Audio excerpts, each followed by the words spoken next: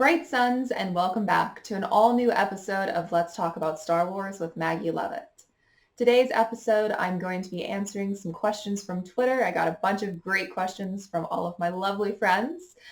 This week has been so awesome. I have been super busy with Star Wars podcasts. You can find me over on Coffee with Kenobi. Dan was kind enough to invite me and Candace from the Geeky Waffle, and we got to do a spoiler-free review of Light of the Jedi. And then I was over on Alden Diaz's podcast, Octu Radio, and we talked about my Star Wars story and just talked about Star Wars in general and what we love about the franchise. And then I was over on Stephen Ray Morris's brand new podcast, which drops on February 12th. And we talked about Light of the Jedi and the Test of Courage. And that is Everything But the Movie podcast. And you can find links to those 3 podcasts down in the description of this video. So be sure to listen and lend your support to some really awesome Star Wars podcasts. And now let's get to the main part of today's episode, which is answering questions. So on Friday, I posted that I was going to be doing another answer episode of this web series, and I got a bunch of great questions. So let me pop over to my Twitter account and see what's in store. I have not pre-scanned these questions, so I am coming at this completely cold. So first up, Tiernan asked, where can I find a beefy Star Wars husband who will love and cherish me? I do not have the answer to that question, but if anybody does know the answer, a girl is looking. I'm good. I'm good. Clearly Tiernan's looking too.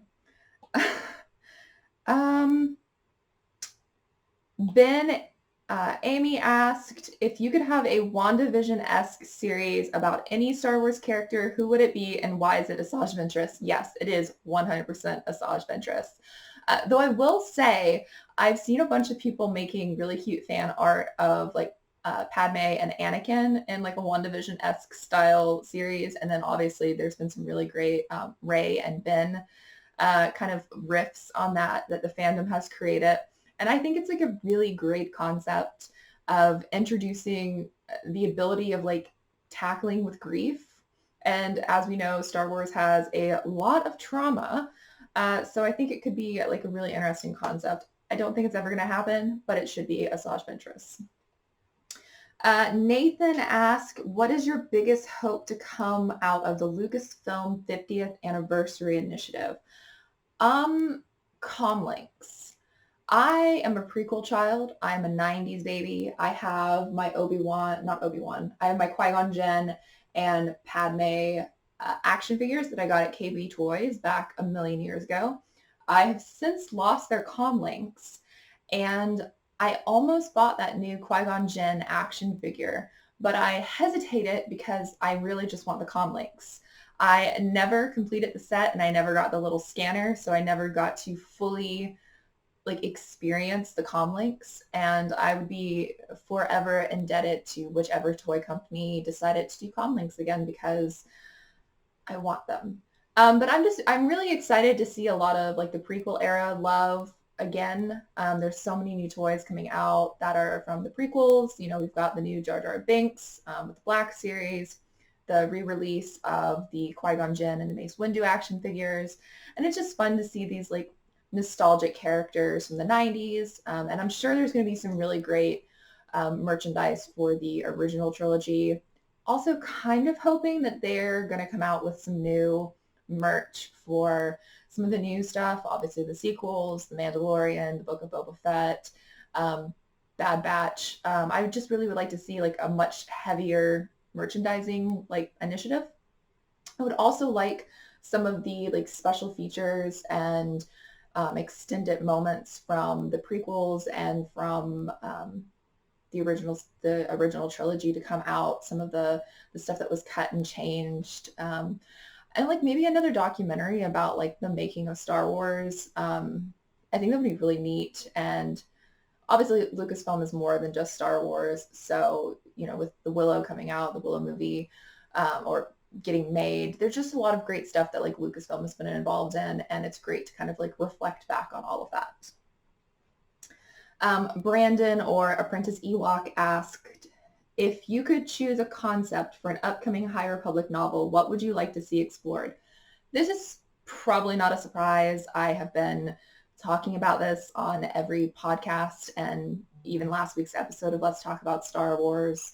But I would really like to see more of this close analysis on the Jedi and the ramifications of their good works or great works throughout the Outer Rim. That's something that I am obviously very fascinated about or fascinated with. And I would also love to see some of the I love world building. And so I'm always very fascinated by the fact that the core worlds are so advanced and so technologically, there's so much technological growth, and they feel like cities and like thriving metropolitan worlds, whereas the Outer Rims are still farming and they're very like serfs and a lot of these planets that they go to. And so I'd be really interested to see this like 200 years before the prequels, some analysis and discussion and exploration of the disparities between the inner and the outer and the core worlds. And I really think that this group of writers that they have handling the High Republic could do that and do it extremely well. So that's my kind of like long-winded answer. Alan asked, if you were a Jedi Wayfinder, who do you choose as your traveling companion? A droid, a creature, a Ventian, i.e. Geode? Probably a creature. Probably a creature. A porg. But yeah, I'd probably choose a porg or like a loft cat or something cute and creature companion. I feel like a droid would get on my nerves. I guess you could power them down if they're really annoying, but I'm hit or miss with my droids. So if I like had a BB-8, I would probably be okay. But if I had a C-3PO, I would not. Lord of Alderaan asked, I'm always a fan of people explaining the overreaching impact of Clone Wars and how a society that relied on droids developed a strong distrust and hatred for them after droid armies were sent to glass their worlds. Well, that's ironic. Yeah, I mean, that goes into this like sharper analysis of like the geopolitical world state of Star Wars and how different things that have occurred throughout history have ramifications on the present. And this is definitely something that I think is really interesting. I really liked that they went there with The Mandalorian, with Din having had this traumatic experience at the hands of battle droids, and that he then developed this complete distrust for droids that he then had to overcome. And then, of course, we see the Dark Troopers kind of relive that trauma slightly. So I think it's really interesting, and it hasn't really fully been like developed. Like it's there, and we can like contextually take that kind of experience and what's been experienced by people, but we haven't fully committed to it, and we haven't really seen a strong story that really tackles that. So like Lord of Alderaan said, that would be really fascinating to see, and I would love to see it in live action. While I love reading things, I definitely prefer seeing them. I'm a visual person, so it'd be really fun to experience and explore that. Trey asked, who has been your favorite character in the High Republic so far? No one should be surprised by this answer, but it is Marchion Ro. I am a sucker for a trauma-influenced, mask-wearing, moniker-wielding character. I have a long history of liking characters that use a name. Slight technical difficulty there. But as I was saying, I have a long history of enjoying these characters that have this trauma, and then they kind of distance themselves from their own identity and they take on this moniker, Kylo Ren, Darth Vader, some other franchises that had similar kind of paths for their bad characters. And I am a sucker for villains. I know this worries a lot of my friends, but I am perfectly content with that. And I do just find Markian Road to be really fascinating. And I trust this group of writers that are handling the High Republic. And I think that they can create something really good out of his storyline. And so I'm very excited for that. And I'm excited to see what might come from it. Watching all of these different High Republic era videos, the authors have indicated that they're going to be definitely covering Markian's story to its full extent. And so I feel really confident that we're going to get at least a really interesting story. I'm fine if it doesn't go the way that I've made up in my mind. It's going to go for him.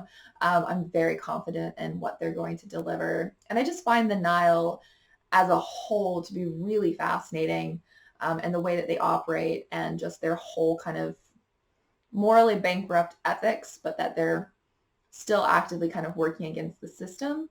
I just find that fascinating, and I think that Markian is going to be a really standout character in the series.